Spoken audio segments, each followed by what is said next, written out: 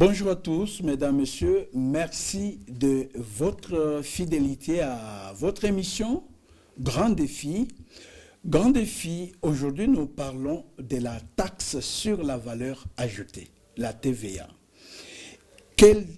Pour quel défi en République démocratique du Congo? Vous savez qu'il y a plusieurs années, la taxe sur la valeur ajoutée a été instituée, je crois que c'est depuis 2010, et son application c'est depuis 2011. Et je crois à l'heure de l'institution de cette taxe, il y a eu beaucoup de déclarations, beaucoup de réactions, mais enfin, la taxe sur la valeur ajoutée a été validée, adoptée, et elle continue à faire son chemin. Nous voulons en savoir davantage avec un invité qui a accepté notre invitation. C'est M. Abed Tomisa Kwaku, enseignant, et puis chercheur, écrivain, auteur. C'est avec lui que nous allons échanger pour savoir c'est quoi la taxe sur la valeur ajoutée, qui collecte cette taxe sur la valeur ajoutée, et puis quels sont les mécanismes de contrôle, qui contrôle comment on perçoit la taxe, où est-ce qu'on verse la taxe, qu'est-ce que ça rapporte concrètement au pays et au développement du pays, et puis que faire pour éviter la fraude, pourquoi pas le détournement de ces recettes de l'État. Et pour en parler, j'ai dit, M. Abed Tomisa est avec nous. Il a écrit un ouvrage, La TVA, un impôt indirect du consommateur final. Donc, nous allons échanger tout autour. M. Abed Tomisa, bonjour. Bonjour, monsieur. Merci d'avoir accepté notre invitation.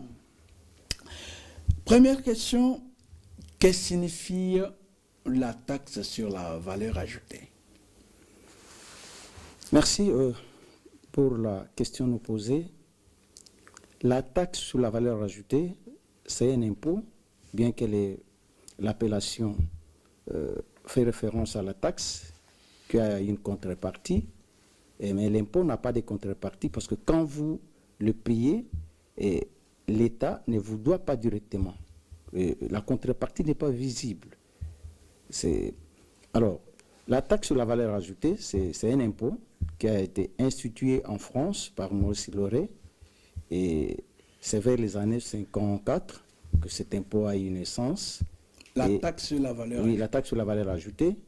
Et ça a pris vraiment une progression jamais démesurée.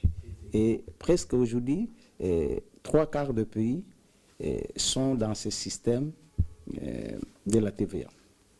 Et donc, quelle différence vous faites entre l'impôt et la TVA? Et apparemment, si il vous étiez demandé d'échanger, vous aurez dû changer directement TVA et impôt. Vous allez dû appeler impôt au lieu de la taxe sur la valeur ajoutée.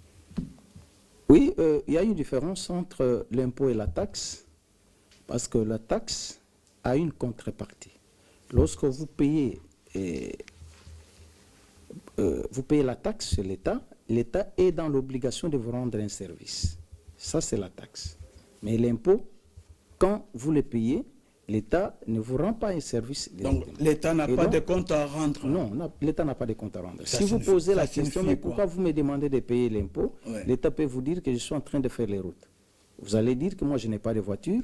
Comment vous faites les routes avec mon argent? Il dit, l'État, ce qu'il est en train de faire, c'est pour l'intérêt général. Même si vous n'avez pas d'enfants, l'État construit les écoles et vous êtes contraint de payer les impôts pour construire les écoles, construire les routes pour ceux qui ont des enfants et pour ceux qui ont des véhicules. Donc avec l'impôt, l'État n'a pas à se justifier. N'a pas à se justifier, non. Donc là, on peut corroborer ce qui se disait autrefois, parce que la direction générale des impôts s'appelait avant la direction des contributions. Oui. Et donc, on disait avant, dans le temps, que c'était une institution juste pour la poche de Mobutu. Est-ce que vous pouvez confirmer ça? Je ne peux ni confirmer ni infirmer, parce que Bon, l'impôt crée une certaine répugnance dans les chefs du contribuable. Personne ne veut payer l'impôt. Pourquoi? Personne. Et pourquoi? Tout le monde, même ceux qui sont identifiés par l'État, cherchent... Là c'est en RDC. Partout. C'est pourquoi même chez les développés. Oui, chez les développés, ils cherchent à fuir l'impôt, d'une façon ou d'une autre. Ils cherchent à fuir l'impôt. Donc, chez les contribuables, il y a une certaine répugnance. Une certaine répugnance. Et partant de cette répugnance, les gens disent que non, tout ce que nous payons, on vole, tout ça. Mais sinon, l'impôt est très important dans un pays. Sans l'impôt, vous n'allez pas développer. Parce que avec l'impôt, vous allez construire les routes. Je peux donner un petit exemple. Nous formons un groupe. On s'est dit, chacun de nous va commencer à mettre 500 francs dans la caisse. Avec ces 500 francs, si l'un de nous tombe malade, on lui donne quelque chose. Maintenant, au bout d'un mois, vous n'avez pas contribué. Moi, je n'ai pas non plus contribué. Vous tombez malade. Qu'est-ce qu'on prendra dans la caisse? Rien du tout. Mais si nous contribuons, tous nous mettons quelque chose dans la caisse, et lorsque les cas prévus arrivent, et on prendra quelque chose dans la caisse, et on pourra résoudre les problèmes. C'est ça l'impôt. Donc, l'État, c'est une personne morale. L'État n'est pas le président Félix. Lui, c'est les gestionnaires que nous avons choisis pour le moment, qu'il soit là pour gérer. À une certaine année, il y aura encore un autre. Hier, on avait le président Joseph Kabila. Donc l'État n'est pas le président, l'État n'est pas non plus le ministre. L'État, c'est une personne morale. Et nous qui composons l'État, nous sommes contraints de mettre quelque chose dans la caisse de l'État sous forme d'impôt pour que cet argent qui entre puisse permettre à l'État, aux représentants, de tenir, de supporter les charges publiques. Qu'est-ce qui explique cette répugnance? Cette fuite, ce refus de pouvoir contribuer? Normalement, en République démocratique du Congo, parce qu'en Europe, il y a des pays qui vivent grâce aux impôts seulement. Même en Europe. Qui n'ont rien, mais grâce aux impôts, ils vivent. Et grâce aux impôts, ils vivent parce que là, il y a vraiment une certaine rigueur. Parce que quand vous trichez, vous fraudez, en tout cas, vous faites la prison. Ouais. Là, il n'y a pas de blague avec l'impôt. Mais chez nous, il y a une certaine légèreté, un certain laisser-aller. Prenons les cas à Kinshasa, il y a beaucoup de locataires. Locataires, voulais-je dire, beaucoup. Mais il y a une loi qui dit que l'argent payé par les locataires devrait être payé une partie pour l'impôt qu'on appelle impôt sur les revenus locatifs. Mais cet argent n'est pas payé. Et une fois, j'ai tenté de dire ça à mon bailleur, que l'argent que moi je paye, je suis contraint de prélever une partie et mettre dans la caisse de l'État, c'est-à-dire à la DGRK. Mais nous sommes partis à la commune et devant l'OPJ, ce papa dit que ce monsieur c'est un voleur, il veut me voler l'argent, voilà. Et quand j'ai exposé les faits à l'OPJ, qu'est-ce qu'il m'a dit? Monsieur, vous êtes un escroc. J'ai dit, je ne suis pas un escroc, je voulais appliquer la loi.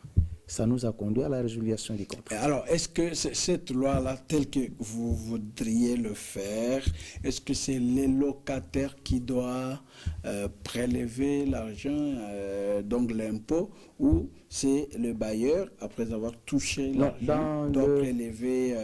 La loi prévoit un mécanisme, les modes de perception de tous les impôts. Ouais. Chaque impôt a son mode de perception. Ouais. L'impôt dont je viens de faire allusion, appelé impôt sur les revenus locatifs, ouais. Son mode de perception, c'est la retenue à la source. Alors que la TVA, son mode de perception, c'est la déclaration. Donc c'est l'assujetti qui déclare chaque les 15 ce qu'il a perçu. Ouais. Combien lui a payé, combien il a facturé, et il fait la différence. Le reste, il verse dans la caisse de l'État. Mais les revenus locatifs, premièrement, chaque mois, c'est le locataire qui déclare. Je paye autant, j'ai prélevé autant, il paye. Et le bailleur lui-même, il le fera à la fin du mois, à la fin de l'année, je dis. Okay. Donc il va faire la sommation de tout ce qu'il a payé. Avec l'ancienne loi, c'était 22%. Je dois passer à la DGRK, on m'a dit qu'il y a beaucoup de réformes. Et sur 22%, chaque mois, les locataires devraient payer 20%. Et à la fin de l'année, les bailleurs lui-même payent les 2% pour solder cet impôt. Vous voyez? Maintenant, cette retenue à la source était sujette de beaucoup de résolutions des contrats. Et l'État devrait prendre certaines mesures pour encadrer ces modes de perception. D'accord. Vous voyez? Donc, c'est une question aussi de culture. Hein. Il y a ce qu'on appelle le civisme fiscal. Ouais. Lorsque dans un pays, le civisme fiscal vraiment est enseigné, l'individu de lui-même, il va chez l'État déclarer que non, moi je dois à l'État autant.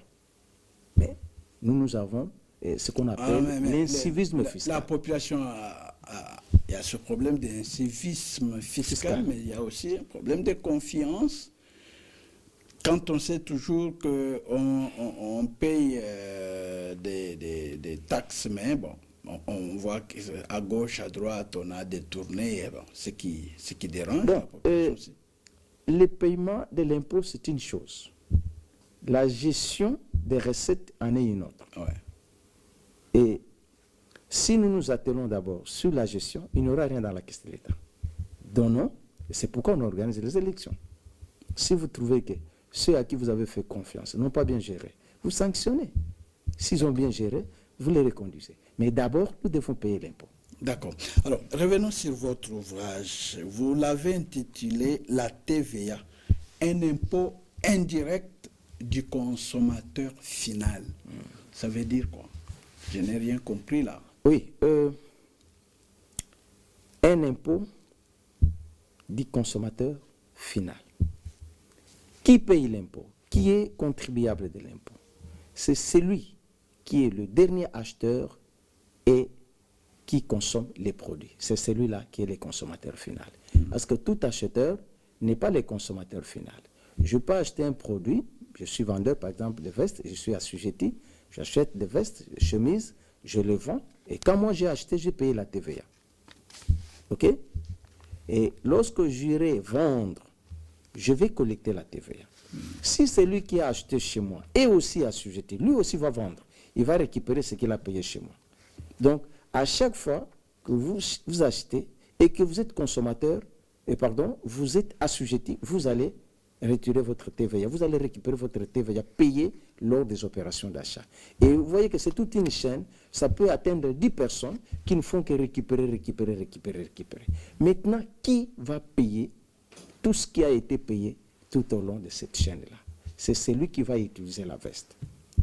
Parce que lui va payer la TVA, il va porter la veste et tout est terminé. Et donc, c'est lui qui est le consommateur final qui a payé la TVA. Alors, si cette personne-là est 11e, c'est elle qui sera appelée.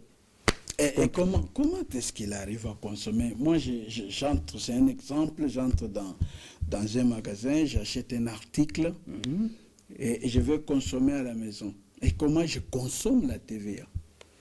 Parce on ne consomme pas la TVA. La TVA est consommée. C'est le bien que vous avez acheté que vous consommez. Parce que consommer, ça peut signifier manger, utiliser. C'est ça la consommation. Maintenant, cet article que vous avez acheté dans le magasin, vous l'avez revendu ou bien vous l'avez utilisé. Si vous l'avez revendu et que vous êtes assujetti, c'est-à-dire vous remplissez toutes les conditions pour être assujetti, vous allez récupérer votre TVA payée lors des opérations de vente. Vous allez récupérer. À supposer que vous avez acheté l'article, vous avez payé pour le compte de la TVA $10. Et quand vous allez vendre, vous allez peut-être facturer $15. Vous voyez? Je parle de la TVA, je ne parle pas du prix d'achat. Et vous avez payé $10 lors de l'achat de votre article et vous venez vendre cet article en tant qu'assujetti, vous récupérez la TVA à $15. Maintenant, qu'est-ce que vous allez faire? Vous récupérez vos $10 que vous avez payés et le 5, la différence là, c'est ça que vous allez maintenant déclarer le 15 du mois. Vous voyez? Maintenant, si vous n'êtes pas assujetti, vous achetez, vous payez et tout s'arrête là. Vous n'allez pas récupérer. C'est ça le fonctionnement de la TVA. Ah, bon. Ma compréhension, je voudrais comprendre que lorsque les gens achètent les histoires au marché, c'est dans les bénéfices de l'opérateur que l'on soutire la TVA. C'est ça ou bien ce n'est pas ça? Bon, ce n'est pas dans le bénéfice, parce que lorsque vous achetez, on facture, on calcule la TVA sur le prix d'achat. Vous avez... on vous dit quelque chose. Oui, on vous dit que c'est 10 000. Déjà, il y a la TVA dedans. Non. Il y a ce que nous appelons HT et TTC. HT, c'est hors taxe, et TTC, toute taxe comprise. Et lorsqu'on vous dit 10 000 dans les HT, hors taxe, c'est-à-dire la TVA n'est pas encore incluse. Maintenant, lorsqu'on va calculer dans les 10 000, la TVA, on incorpore la TVA. Maintenant, ça devient toute taxe comprise. Les deux sont ensemble. Alors, donc, quel est le problème que vous soulevez dans votre... Là, nous soulevons 3 problèmes. Il y a d'abord le premier problème, les droits. Et l'ordonnance, l'ordonnance, voulais-je dire, numéro 10-001 du 20 août 2010, ça c'est les droits. Ceux qui ont étudié les droits ont la facilité d'interpréter ou de donner une interprétation juridique à ces textes-là. Ouais. Et nous, qui n'avons pas ça, fait les droits, nous avons une certaine difficulté. Et nous sommes concentrés avec la petite connaissance que nous avons, parce que lorsque vous êtes licencié en fiscalité, ouais. En tout cas, vous êtes contraint de connaître les lois fiscales. Ouais. Si vous ne les connaissez pas, il vous sera difficile de fonctionner, d'analyser les choses. Vraiment, c'est difficile, ouais. Difficile. Alors, on s'était concentré sur ça pour comprendre à fond cette ordonnance. Nous n'allons pas dire que nous avons tout compris, mais en tout cas, nous avons compris les contenus de cette ordonnance. Ça, c'était le premier problème. Le deuxième, comme nous venons de le dire... on revient sur ça. Les problèmes que vous avez compris là, c'est en faveur de la population, c'est lesquels? Et par exemple, au niveau de notre ordonnance, il y a les opérations d'entremise. Ouais. Ceux qui n'ont pas fait les droits, qui n'ont pas fait la fiscalité, quand vous leur parlez des opérations d'entremise, ils ne vont pas comprendre. Et il y a les opérations, par exemple, de factoring, la facturage. C'est-à-dire, j'ai vendu, mais je ne suis pas en mesure de faire les recouvrements des créances moi-même. Alors, il y a une société qui est chargée de faire les recouvrements des créances. Je peux charger cette société-là pour faire les recouvrements à ma faveur. Et ça, nous avons suffisamment compris. C'est dans l'ordonnance, là? Oui, c'est dans l'ordonnance. Les opérations d'entremise, moi, je suis ici, je ne suis pas à Matadi, mais je voudrais vendre à Matadi. Je peux entrer en contact avec un commissionnaire et le charger pour acheter ou vendre pour mon compte. Ouais. Et c'est dans l'ordonnance. Et donc, beaucoup de concepts qui sont dans cette ordonnance, nous les avons vraiment compris. Ouais. Et on a tenté maintenant de dire que comme nous avons compris les droits, il fallait maintenant passer à une autre étape ou un autre problème ou une autre approche. Ouais. C'est l'approche mathématique. Et généralement, on nous dit, lorsque vous voulez calculer la TVA, vous prenez les montants, vous multipliez par 16 et fois sur 100. Et tout s'arrête là. Mais il y a beaucoup de cas. Par exemple, lorsque vous avez les prix d'achat et la TVA ensemble, il y a une autre formule pour séparer cela. Et nous sommes attelés sur cette approche mathématique pour proposer beaucoup de formules en vue de permettre aux autres qui n'ont pas cette facilité de comprendre les mathématiques de calculer la TVA facilement, tant en hors taxe ou en toute taxe comprise. Nous avons proposé et là, c'est pour... ça, c'est l'approche mathématique. Oui, c'est pour les experts ou bien les opérateurs.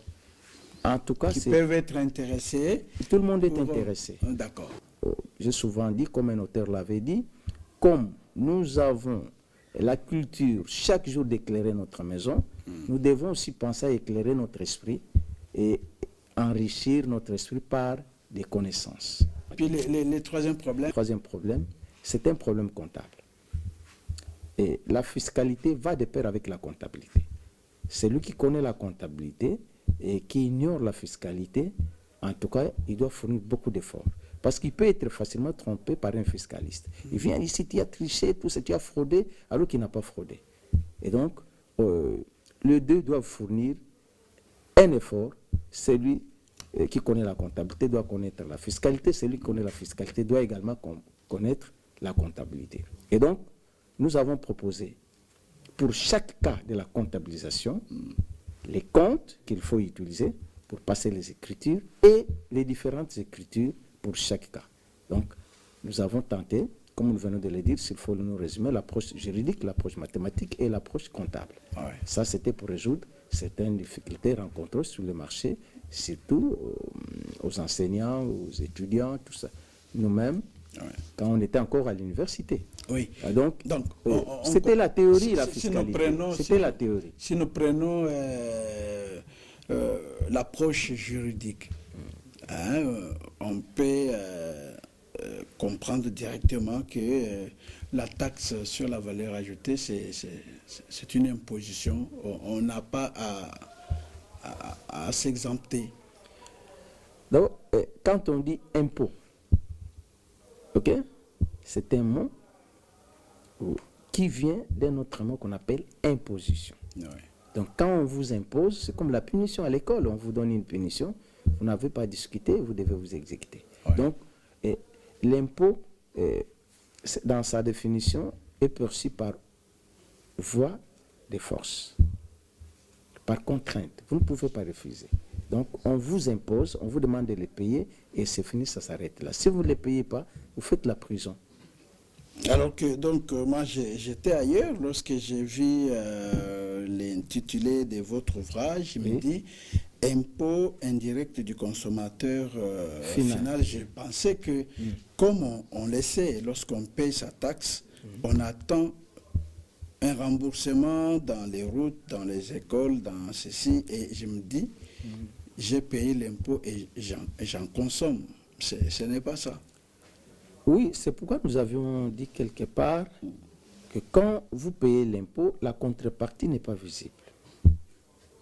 Donc, vous payez l'impôt, vous rentrez sans pour autant dire que comme je viens de payer l'impôt, l'État me doit ceci. Non. Là, c'est la taxe. Donc, l'impôt, quand vous le payez, vous le mettez dans la caisse de l'État et c'est l'État maintenant qui va s'en charger. Il sait quoi faire avec ce que vous venez de payer. On peut faire les routes, les écoles, les hôpitaux, ainsi de suite.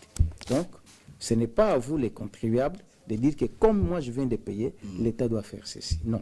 C'est l'État qui est censé utiliser cet argent pour couvrir l'ensemble des charges publiques. Alors, vous avez dit, je vous ai bien suivi, que la TVA a été créée par un Français. Oui, un Français, Maurice Lauré. Maurice Lauré. Lauré. Oui. Et c'est en 1954. 54, oui. 54.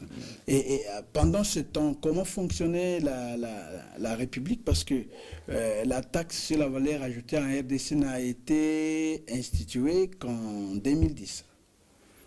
Bon, avant que la TVA ne soit instituée en RDC, nous avions un impôt qu'elle a remplacé. Et elle a remplacé l'impôt sur les chiffres d'affaires. Cet impôt, bon, il a fait des affaires, il a drainé beaucoup d'argent, beaucoup de recettes dans la caisse de l'État, mais il présentait beaucoup d'inconvénients. Lesquels? Bon, c'est un impôt en cascade.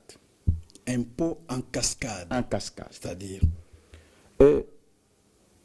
Vous achetez un produit, c'est le chiffre d'affaires qui est imposé. Vous avez 10 000, on impose les 10 000, vous payez l'impôt. Maintenant, les produits qui a coûté 10 000, lorsque vous allez les vendre à 12 000, sans tenir compte de l'impôt que vous avez payé par exemple 1 000 francs. Vous prenez 10 000, le prix d'achat, plus 1 000 francs de l'impôt, ça fait 11 000. Les 1 000 que vous venez d'ajouter, là, c'est l'impôt que vous avez à payer. Maintenant, en vendant, vous devez ajouter votre bénéfice. Vous ajoutez, par exemple, 3 000. Vous allez vendre à combien? À 14 000. Oui, 14 000. Maintenant, lorsque vous allez calculer l'impôt, vous allez calculer l'impôt sur les 14 000, au lieu que ce soit sur les 3 000. Vous voyez? Ouais. Donc, vous allez calculer l'impôt sur les 14 000. Or, les 1 000 francs qui composent les 14 000 ont déjà payé l'impôt. Vous vendez, vous calculez l'impôt sur les 4 000. Vous payez. Maintenant, celui qui va acheter, il va payer l'impôt sur 4 000, qui est le chiffre d'affaires. Ouais. Maintenant, qu'est-ce que lui va faire? Il va payer l'impôt, par exemple, de 1000 francs. Ça fait déjà 15 000, son prix d'achat. Alors, lorsque lui s'en va, il va ajouter son bénéfice, par exemple, 5 000, ça fait 20 000. Il va vendre à 20 000. Maintenant, lorsqu'il va payer l'impôt, il va calculer l'impôt sur les 20 000. Non, sur ce qu'il a ajouté. Sur les 20 000. Mais sur les 20 000 alors qu'il a... Je vais terminer ma pensée. Je risque de ne pas m'en sortir. Alors, qu'est-ce qui va se passer? Il va payer l'impôt pour les 1000 francs qui avaient déjà payé l'impôt. Il va payer l'impôt sur les 3 000 qui avaient déjà payé l'impôt. Et il va payer l'impôt pour les 5 000 que lui vient d'ajouter. Et ça s'enchaînait comme ça. Or, les 10 000 qui ont déjà payé l'impôt, c'était 1000 francs l'impôt. Cet impôt ne peut pas payer l'impôt. Mais dans cet impôt en cascade, lorsque celui qui va vendre à 14 000, il paye l'impôt pour 1000 qui ont déjà payé l'impôt, il va payer l'impôt pour 3 000. Et celui qui va vendre à 20 000, il va payer l'impôt pour 1000 francs qui ont déjà payé l'impôt, il va payer l'impôt pour 3 000 qui ont déjà payé l'impôt. Vous voyez que c'était un impôt en cascade. Donc, ça représentait beaucoup d'inconvénients. Alors, il a fallu... Aujourd'hui, on l'a annulé. Non, pour aujourd'hui, cet inconvénient n'existe plus. On a résolu le problème avec la TVA. Avec la TVA, on vous facture sur la valeur ajoutée. Je peux prendre l'exemple d'un menuisier qui achète des planches. Les planches, c'est une valeur ajoutée. Il va acheter des clous. Les clous constituent aussi une valeur, pas une valeur ajoutée. Vernis, tout ça, ce sont des valeurs. Toutes ces valeurs réunies composent une seule valeur. Maintenant, on va prendre les planches. On donnera une forme qu'on va appeler la table. Et si l'ensemble de toutes ces valeurs-là, ça a donné 15 000, la table ne sera pas vendue à 15 000. Sera vendue, par exemple, à 20 000. OK? Ouais. Maintenant, qu'est-ce que lui a ajouté dans les 15 000 qu'il a dépensés? Il a ajouté 5 000. C'est ça qu'on appelle la valeur ajoutée. Sinon, la table, ce sont des planches, ce sont des clous, le vernis. Mais comme on a donné une forme, ça devient une valeur ajoutée. Et la TVA maintenant sera prélevée sur cette valeur-là qu'on a ajoutée, les 5 000.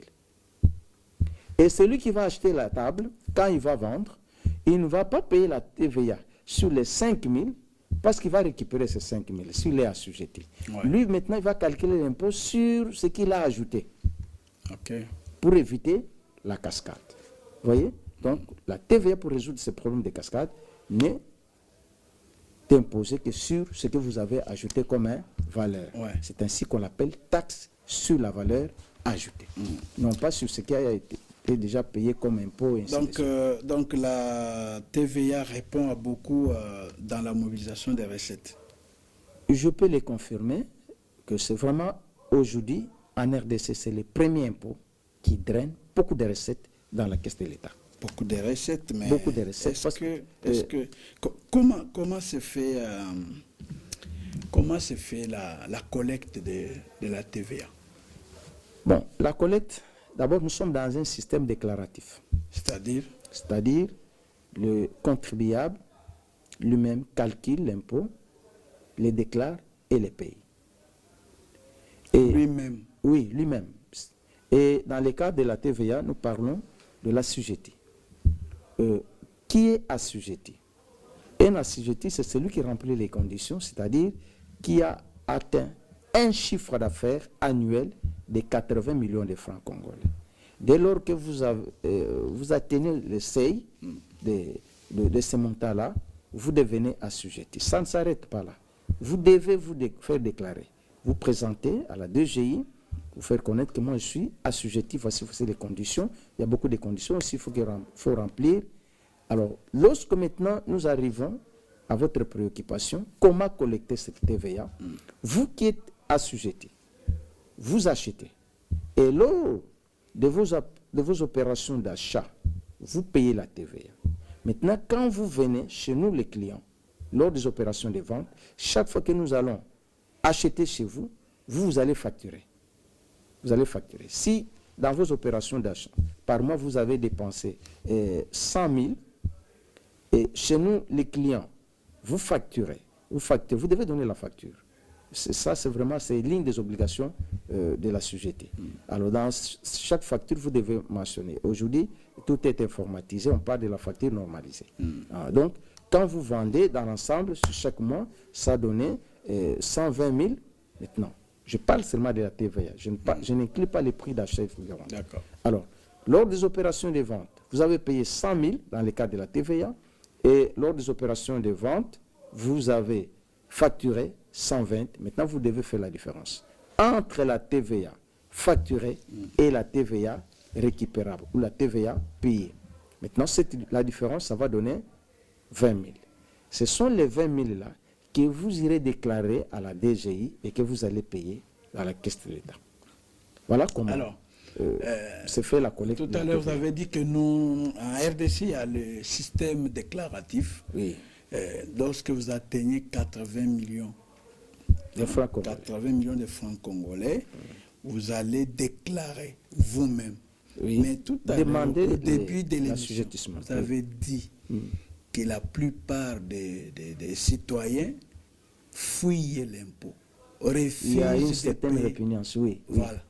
Mais je l'ai dit. Quel mécanisme on applique pour pousser aux Congolais, aux citoyens, d'aller se déclarer que je deviens assujetti, donc je viens me lier à vos conditions pour commencer à payer la taxe?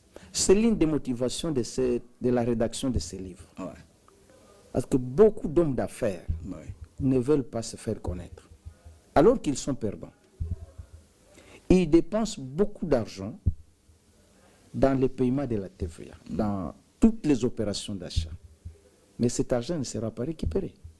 Mais si vous dites que non, j'ai déjà un chiffre d'affaires qui me permet de me faire déclarer, il se déclare, il est connu, à chaque fin du mois, il déclare. Mais tout ce qu'il paye là, il va récupérer. Il risque de perdre par mois. Il va récupérer comment? Là aussi, il faut montrer l'avantage. Mais si vous le dites, oui, vous sensibilisez les opérateurs, voilà, si vous êtes assujetti, vous remplissez les conditions, tout ce qu'on va commencer à récupérer comme TVA, lorsque vous allez verser chez l'État, l'État va vous rembourser, c'est ça? Tout à l'heure, je viens de faire une petite démonstration. Ouais. Vous êtes assujetti. Prenons le mois de mars, du 1er jusqu'à la fin du mois. Au 31. Au 31. Mais la TVA, c'est chaque les 15 qu'il faut déclarer. Ouais. Prenons du 1er et du 15 février jusqu'au 15 mars. Toutes les opérations que vous faites là d'achat, vous payez la TVA. Parce que c'est nous tous qui payons. Ouais.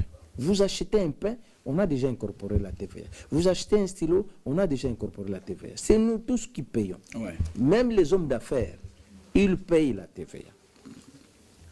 Mais personne ne réclame la TVA. Or, eux, qui sont dans des affaires, qui ne veulent pas se faire connaître, ont le droit de récupérer cet argent-là. Quand c'est lors des opérations de vente. Quand les clients viennent chez eux pour acheter, ils doivent facturer la TVA. Et toute cette TVA collectée par eux, qui sont hommes d'affaires, à la fin du mois, qu'est-ce qu'ils vont faire? Il va prendre la différence entre tout ce qu'il lui a perçu et tout ce qu'il a payé.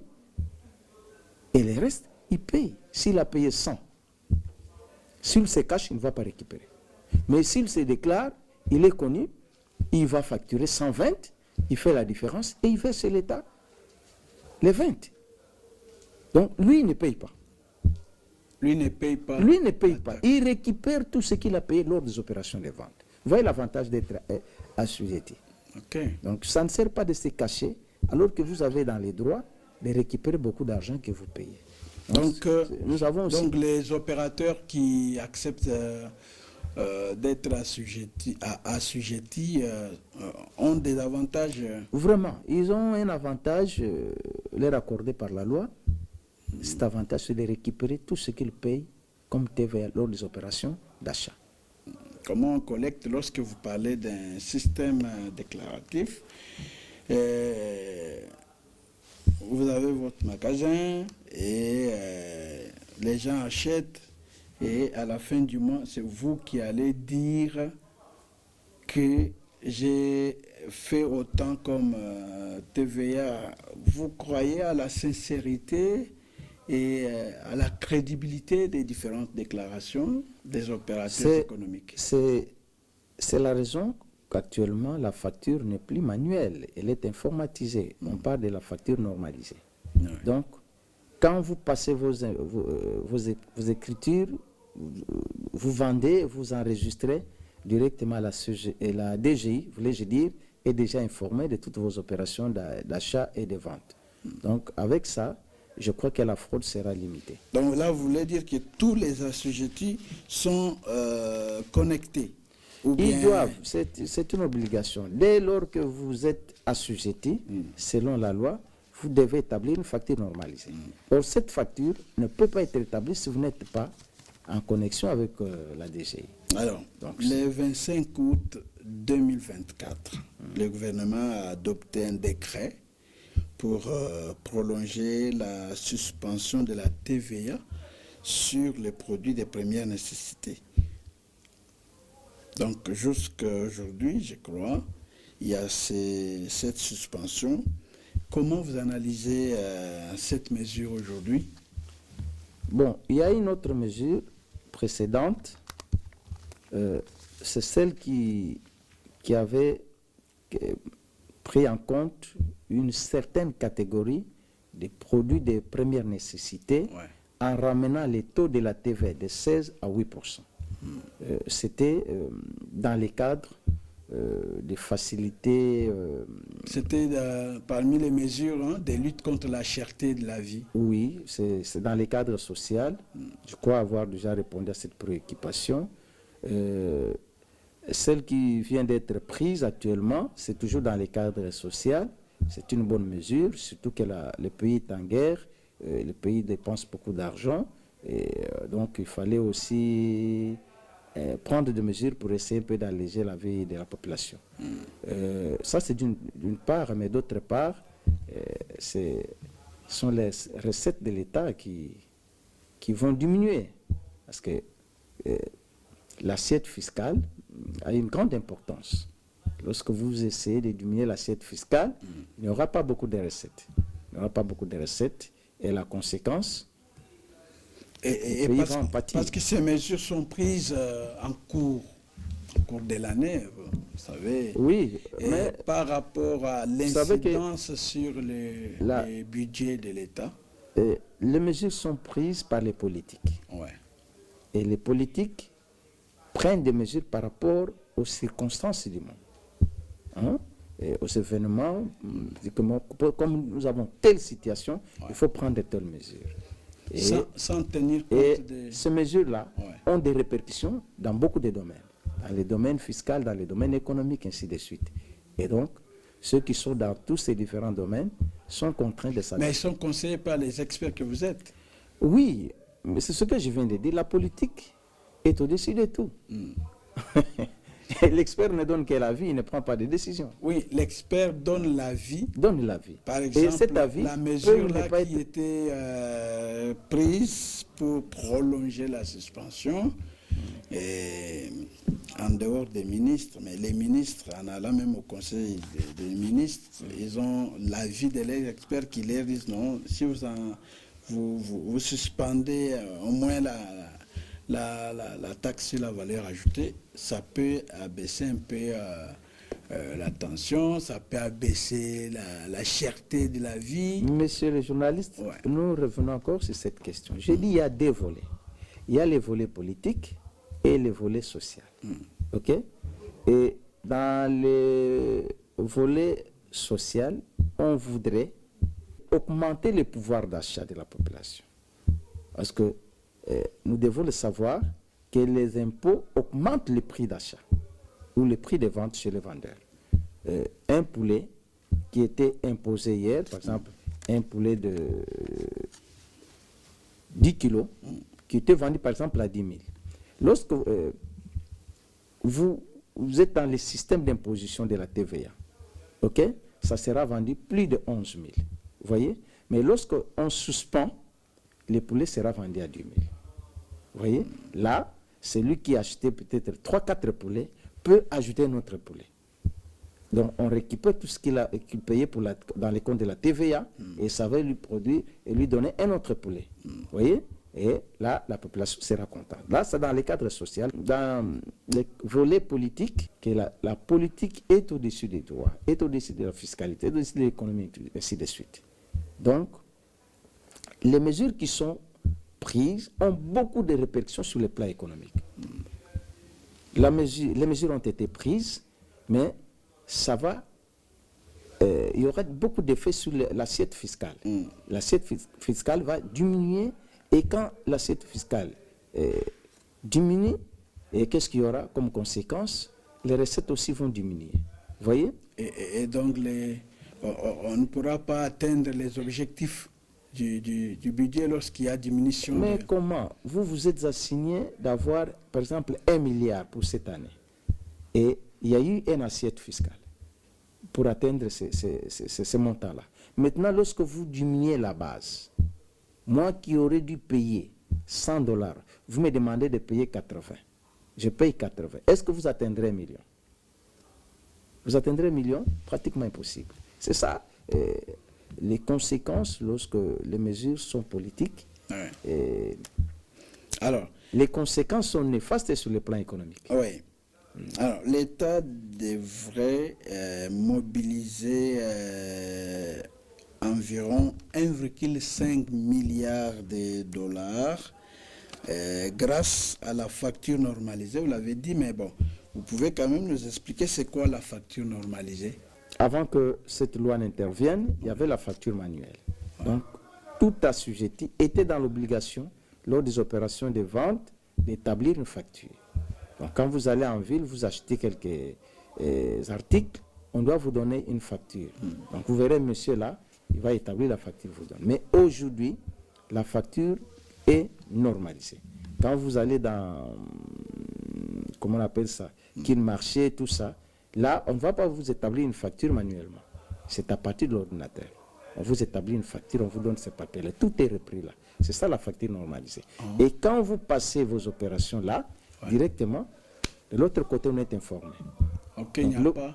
Donc ça lutte contre la fraude. Oui, c'est pour limiter la fraude. C'est pour limiter la fraude. Nous revenons dans le système, vous avez dit, déclaratif.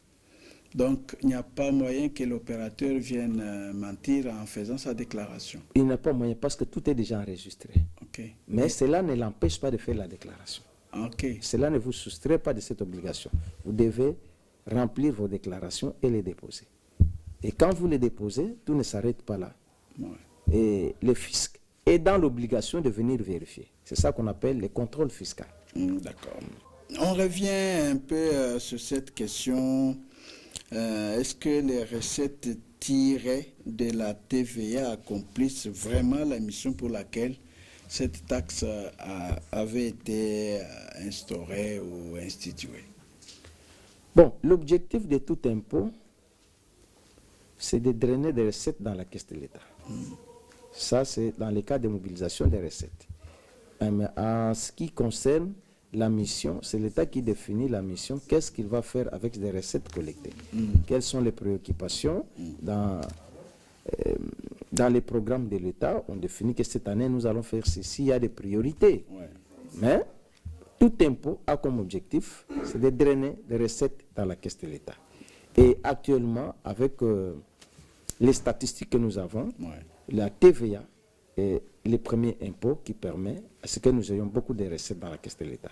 Quand on a beaucoup de recettes dans la caisse de l'État, mais et là on ne peut pas, comme d'habitude, on sait que quand vous payez votre taxe, l'État vous retourne ça d'une manière ou d'une autre, mais vous l'avez dit au début, dans les écoles, et quand on ne voit pas les écoles, on fait comment?